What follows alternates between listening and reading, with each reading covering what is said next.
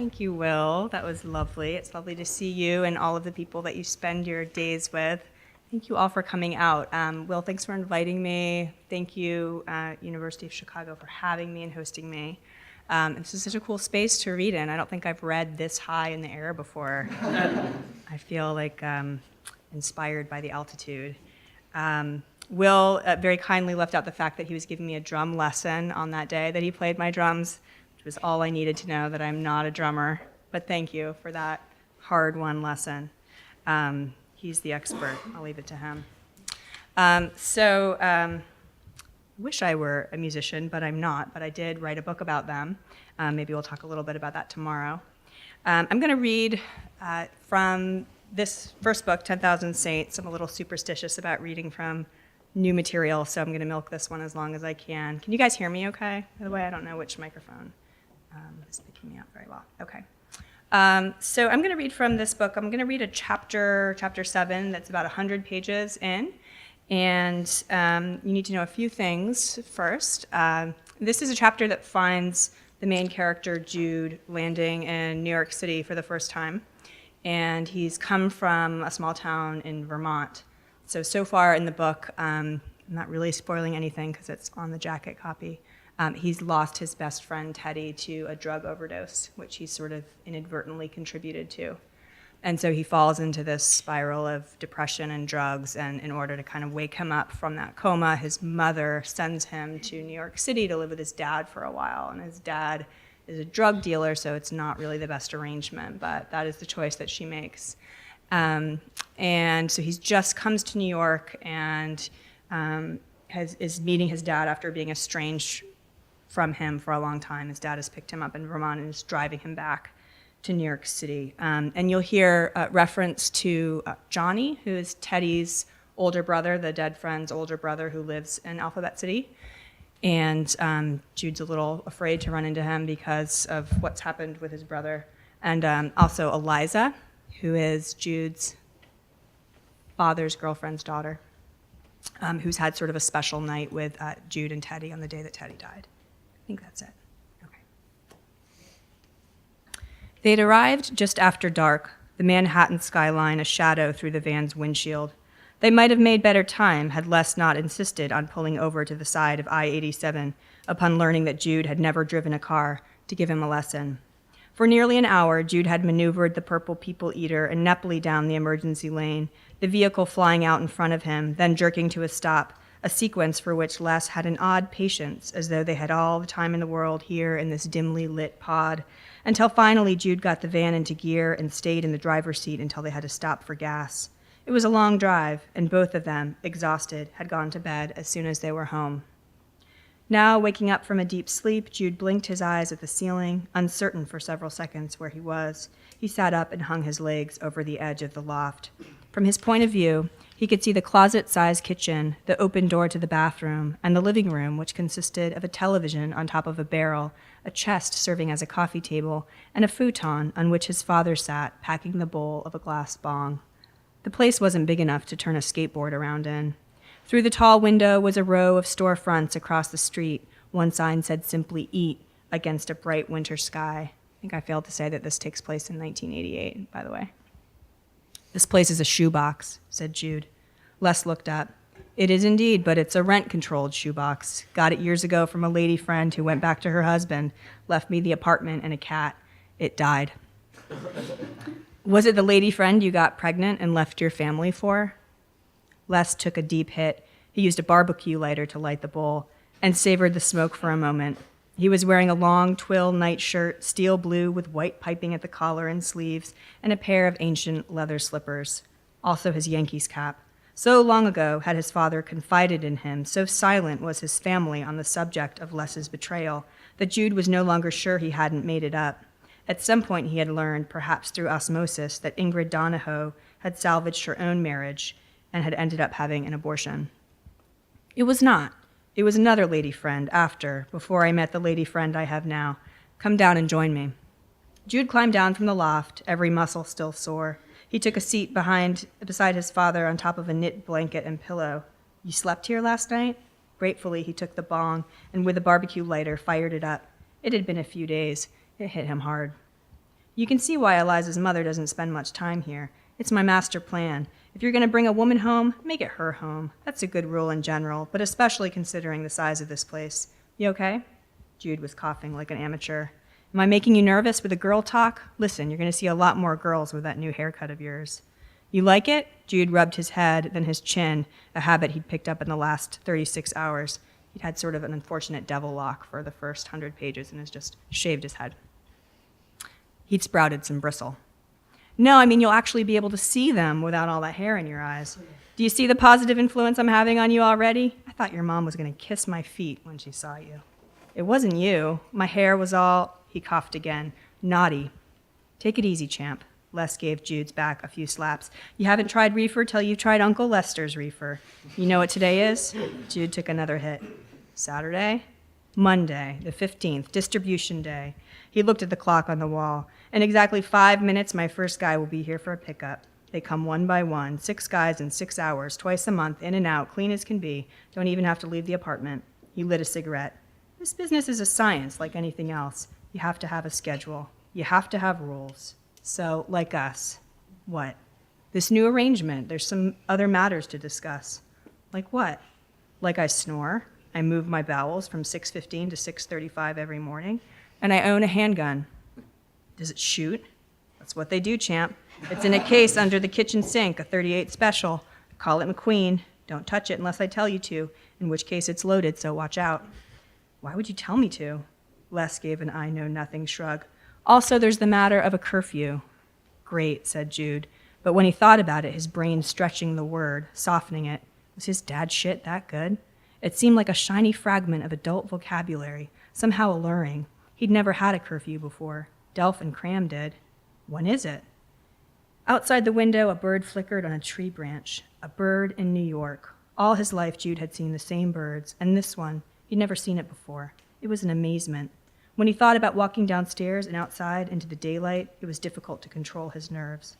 Well, Les said, if you can demonstrate that you're in possession of your faculties, if you return eventually from wherever it is you're going, which proves you can remember where you live, if you're wearing the same clothes you went out in, if you can continue to convince me, hey, Dad, I'm just a kid having fun, I drank a beer at the center pub or what have you, but I don't have a knife sticking out of my stomach, then I'm willing to forego a curfew. Did Mom say that was okay? Les stood, put out his cigarette, picked up the blanket, and began sloppily to fold it. Doesn't matter what your mother thinks. Look, I know she has serious concerns about you staying here. I can't blame her. Would you help me with this thing? Jude stood up and took 2 corners of the blanket. Put it this way. If you don't get into trouble, your mother doesn't have to know about it. Now, we happen to have different definitions of trouble.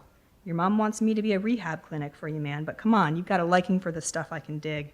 Jude matched one of his corners to the other. But I happen to have a classy operation here that could get screwed up overnight if, Officer Friendly started sniffing around, which means if I catch you stealing a candy bar, you're going straight back to the Green Mountain State. Understand? Like dancers, they stepped toward each other, the blanket dipping between them. Les took it, folded it in half, and stuffed it and the pillow inside the coffee table chest.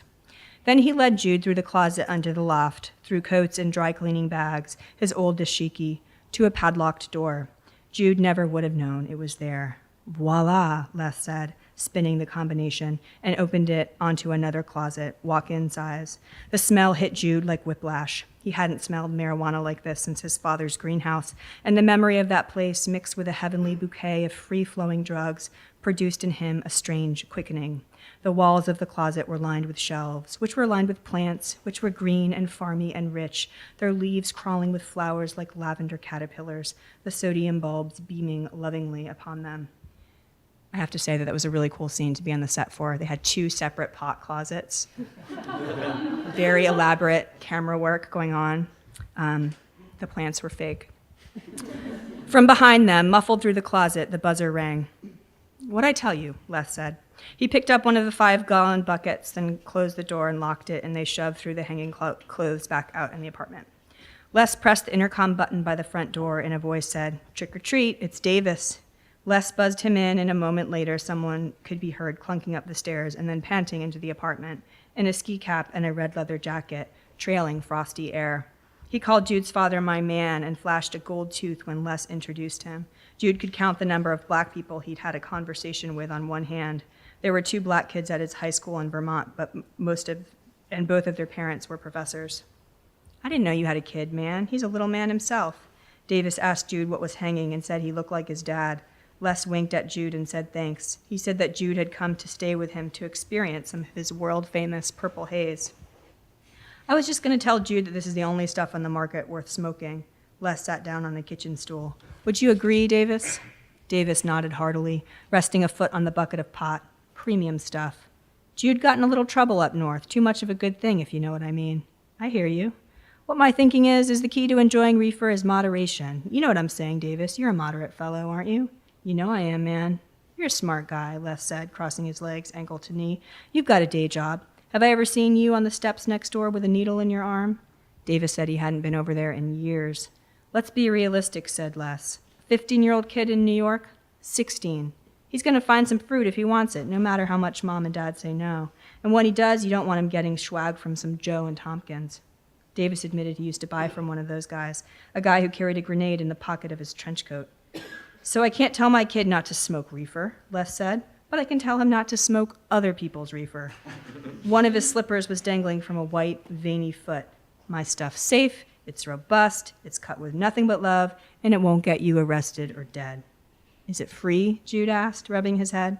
Davis laughed and started counting out his cash. A smartass, he said, like his pop. Before, when Jude had allowed himself to imagine the city of his birth, he was adopted out of New York City.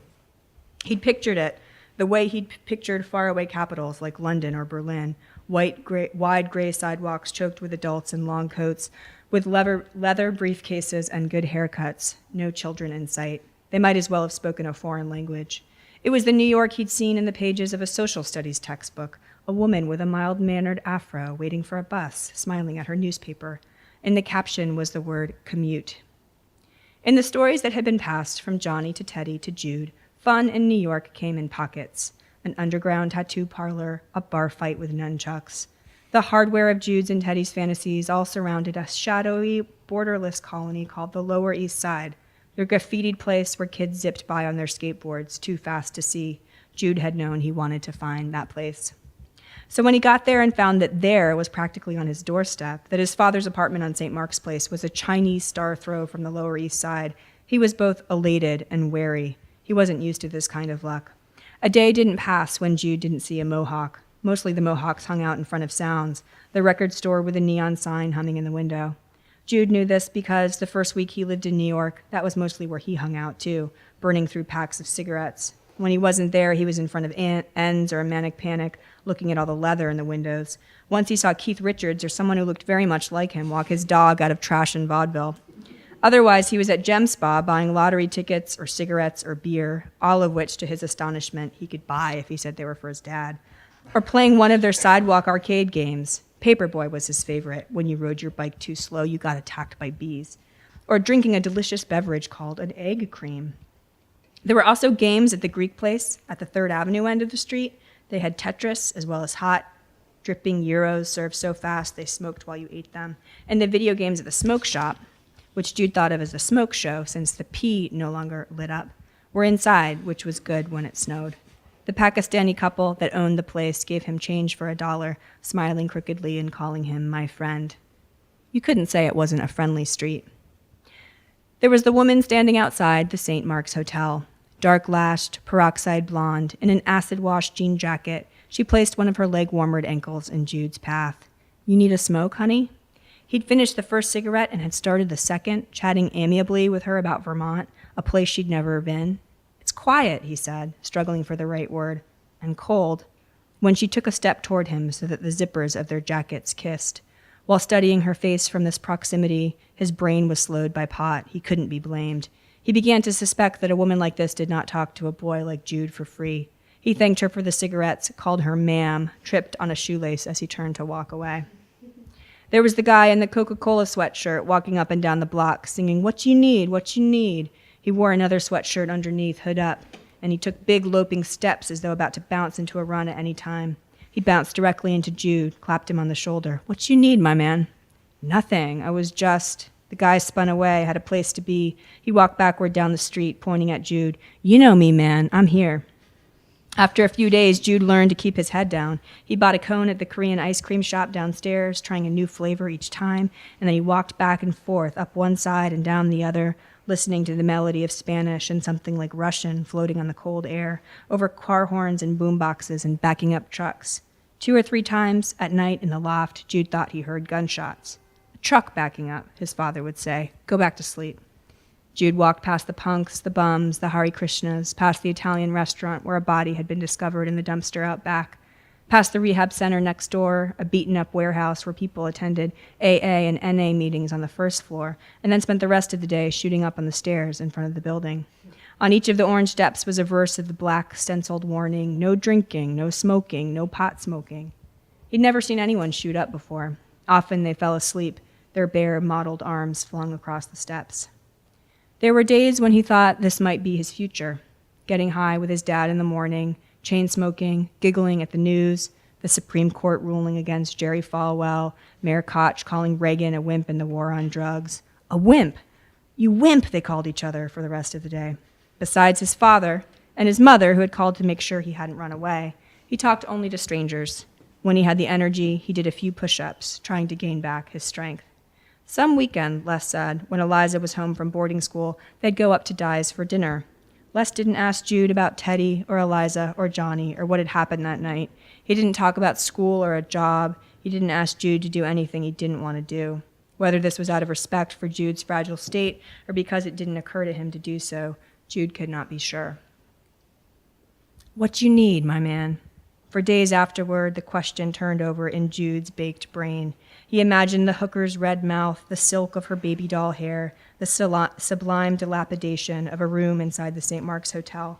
He imagined the uncharted highs of some powder or serum or plant, the crinkle and weight of a plastic bag in the hand. Why the fuck had he said no?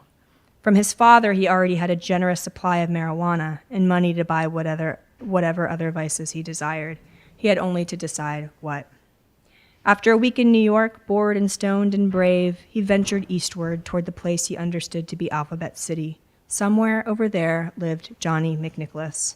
Wind whistled through empty windows, bums lay mummified in doorways. When he paused to admire the 2 stone-faced buildings from the album cover of Physical Graffiti, 2 men across the street watched him from a set of steps. Jude kept walking, trying to keep his eyes down, noting the artifacts of the gutter. Cigarette butts, an island of snow impaled by a syringe.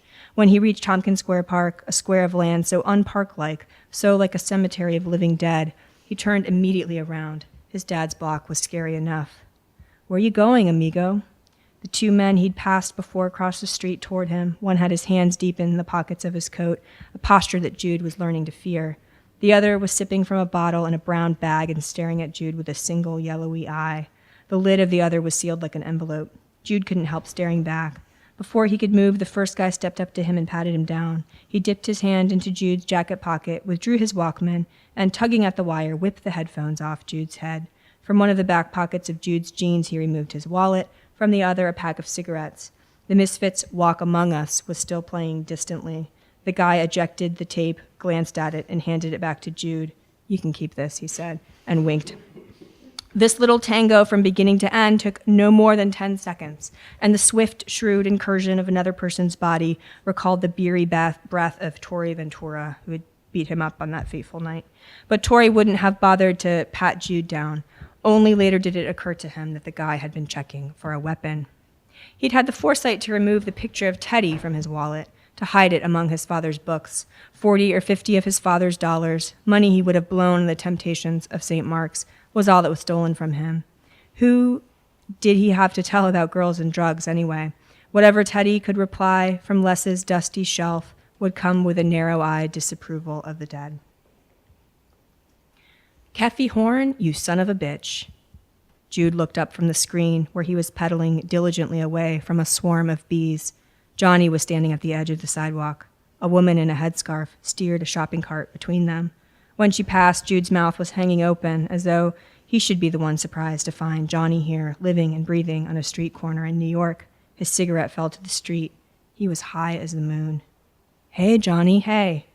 Jude stepped off his skateboard and shielded his body with it. Johnny could see him taking in the tattoos through his thin white T-shirt. "What the fuck you doing here?" He put his hand on Jude's shoulder and gave him an ambiguous little shake. I'm here. I'm living with my dad now, yeah. Here? Across the street, yeah. He pointed. I've been there. Johnny crossed his arms. He was real good to me, your pop. He helped out.